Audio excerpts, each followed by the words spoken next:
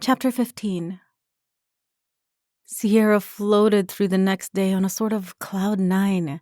She didn't usually get this excited about a date with a guy, but she was really starting to feel some chemistry with Aoden. Plus, they had already surpassed the awkward part where she had to explain her skin disease, so she felt she could really talk to him. Something she couldn't say about the other guys she had dated from time to time while living in Ireland, or even the United States so far. She had woken up early that morning to go to the store and buy all the ingredients she would need to make tacos with him later that night. It was still a little weird to her that he wasn't, well, human, but Sierra was sure she would get used to it. She couldn't explain it, but now that he had been honest with her, the attraction between them had seemed to increase. She now felt drawn to him, in the same way he said he had initially been drawn to her, but she had been keeping the reins on her emotions, knowing it was too soon to jump to any conclusions yet. Walking into work, Sierra ran straight into Tyler, who was hanging up his coat just as she was clocking in. Sierra, hey! He waved enthusiastically. She gave him a small wave back, heading directly for a cart of books. She didn't want things to get awkward with Tyler, but the fact she had agreed to a date with Aoden after telling Tyler she didn't date at work was making her feel a little guilty. Knowing Tyler, the best way not to tell him about the date with Aoden was to avoid him altogether. Her avoidance tactics didn't work, however, and within a few seconds, Tyler was walking alongside her as she made her way to the first section for reshelving. Sierra began shelving as Tyler started talking about whatever it was he had done the night before. Sierra tried to smile and nod at the right parts, but found herself zoning out. She couldn't stop thinking about everything she had learned over the past few days. Hayden wasn't human, and he came from a place that humans couldn't access. That thought made her pause for a moment, wondering how things would progress if their relationship worked out. Would she go back with him to the hills, or would he stay here with her? And what would her parents think? Sierra quickly pushed the thoughts away. This was just date number 2. She shouldn't be thinking like this yet.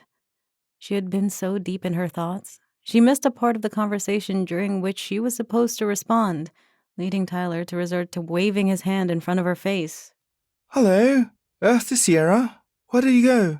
Sorry, she muttered, quickly finding the spot for the book in her hands. I've been busy lately and it's causing me to lose sleep and zone out a lot. Busy, With what? Tyler looked over at her, his eyebrows raised. Just studies and stuff. Sierra grabbed another book, slipping it into its place. Stuff? What kind of stuff? Tyler wasn't going to give up that easily, apparently. Sierra said the only thing she knew would shut him up. It's personal, Tyler. I don't want to talk about it, okay? Tyler looked a bit taken aback, and Sierra couldn't blame him, as she didn't usually talk to him that way. Okay, point taken. Without saying another word, Tyler went and grabbed the second cart, heading to a different section of the library. Sierra felt a little bad that she was blowing him off, but she just didn't have anything in common with Tyler beyond the job, and she couldn't exactly tell him about her current predicament. She continued shelving books, trying to focus on the task at hand and not let her thoughts slip to Aiden, but they continued to end up there anyway, no matter how much she tried to rein them in. At least it helped the time go by quickly, and before she knew it, her shift was almost over. She began grabbing the books off the tables that needed to be reshelved, fighting to keep her eyes on her books and not on Aoden, who was a few tables away, folding his tall frame over a table to do the same thing. Tyler was nowhere in sight. Both Aoden and Sierra were quiet as they clocked out, grabbing their things and left the library. It wasn't until they had crossed the street and were officially off campus that Sierra even turned to look at him. So, how was your day? Sierra cringed at how cliché that sounded, but she wasn't sure how else to start a conversation based on where they had left the last one. Aiden looked surprised at her basic question, glancing over at her before turning back to look at the direction they were walking. It was good. Except I didn't get to walk you to the library before your shift. I can walk to campus myself, you know, Sierra hedged while fighting a grin. She found it cute that Aiden wanted to walk her places. I know, but I like walking with you. His arm brushed hers, and Sierra thought for a moment that he might use the opportunity to grab her hand, but he didn't. Sierra could feel herself blushing from his words. "Thanks, I guess I do like it when you walk with me." The tension sizzled between them, and Sierra wasn't sure how to bridge it, especially while they were limited in what they could say in public, so their walk continued in silence until they rounded the corner and entered her apartment. As soon as her jacket was off, Sierra headed to the kitchen. "I hope you like tacos, because that's what I'm making for us," Tacos? he repeated, his voice pensive. Never heard of them. Sierra smiled. "I figured, but not to worry. Everyone likes tacos." She began collecting the ingredients from her small fridge, watching out the corner of her eye as Aiden evaluated the decor, or lack of decor, in her apartment. She did have one picture of her family, which was pathetically taped to the wall without a frame, and a small ship in a bottle, which was the only decoration on her coffee table. "See anything you like?" She flirted over her shoulder as she turned on the stove. It had been a long time since she had seriously flirted with a guy. I do. Sierra nearly jumped out of her skin at the feel of Aiden's breath on her ear. She put her hand to her chest to slow her heart. "Don't do that." She looked over her shoulder to find Aoden grinning right by her ear, their lips inches apart. "You're going to give me a heart attack." Aoden didn't reply. Instead, he took a step back and stayed standing behind her and watching as she poured a can of black beans into the pan for sautéing. He was close enough that she could feel his body heat, and a moment later, his hand ran up and down her back in a calming manner. Relax. He whispered huskily in her ear. I don't bite. Shivers ran down her spine. She took a deep breath, trying to focus on the hot stove and the beans she was stirring. At least she had picked an easy dinner that she could cook with her eyes closed if necessary. Aiden apparently noticed that he was distracting her and stepped back to sit on one of the chairs at her tiny table. She couldn't help but notice that his large body made her table look even smaller than it was. He was probably used to some massive banquet hall or gourmet cooking back in the hills. She wished now that she had chosen to make something nicer, but knew it was too late to change anything. Sierra grabbed the other ingredients from the fridge, quickly cutting the onion and tomato. She set them on the table, along with the cheese, tortillas, hot sauce, and lettuce, as Aoden observed her every move in silence. Just when the quiet was about to get awkward, the beans began to steam, so she turned off the stove and scraped them into a bowl, setting it on the table as well. Aoden looked at all the things sitting on the table in front of him. You're going to have to show me how to eat this, I'm afraid. It was Sierra's turn to smile. "I figured as much. Here, I'll make your first one for you."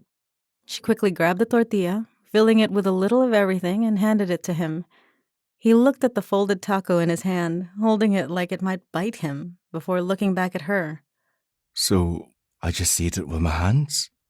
"Yes," Sierra replied, already filling her own taco. Aoden waited until she took the first bite of hers, observing exactly how she did it, before bending his neck down to take a bite of his own. Delicious. He said between large bites, devouring the first taco in moments. Sierra was about to offer to make him a second one, but he seemed to get the idea and quickly made his own. How did you learn to make these? He asked before eating the second taco in 3 bites. "My family, I guess. We were originally from Mexico. Well, my parents. I was born in the U.S., but my parents were born in Mexico and came over as young adults."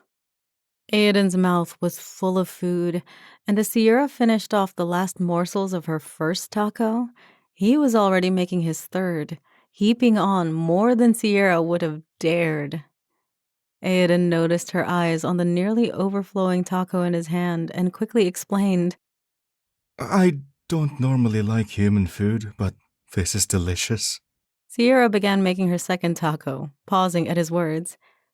"You don't like human food usually? Why?" Aiden shrugged, his mouth full of his third taco, which looked like he would once again be able to eat in 3 bites, despite being overfilled. We Fae because of the way our existence is tied to the environment and nature, normally choose not to eat animals. Some of the Fae who move here, to the human world, learn to enjoy meat, and some in the hills have taken to eating meat regularly. But I never have. Sierra replied, "Well, none of this is meat, as I also don't eat animals." It was Aiden's turn to look confused. I thought all humans liked eating animals. Not anymore. Many in our... Realizing Aoden was born over 100 years before, she quickly edited her statement. My generation have chosen not to, either for health or environmental reasons. Makes sense. Sierra's eyes widened as Aoden began making his fourth taco. There are many Fae who believe that the Mother Earth is mad at the Fae for the increased meat consumption, and that has also contributed to a shorter lifespan. It is generally not legal to hunt in She, so Fae who want to eat meat must do so illegally or import it from the human world, which is expensive and challenging. It doesn't sound like eating meat and she is a good idea. Sierra had studied vegetarianism and its longevity benefits as part of her master's program, but she had become vegetarian even before moving to Dublin because of the health concerns associated with eating meat. Sierra finished her second taco, sitting back as Aoden again devoured his fourth in just a few bites. She had only bought 8 tortillas, and now she was wondering if she should have bought a second package. Aoden reached to make his fifth taco, suddenly realizing Sierra had stopped eating. You're done? She looked at the dwindling stack of tortillas.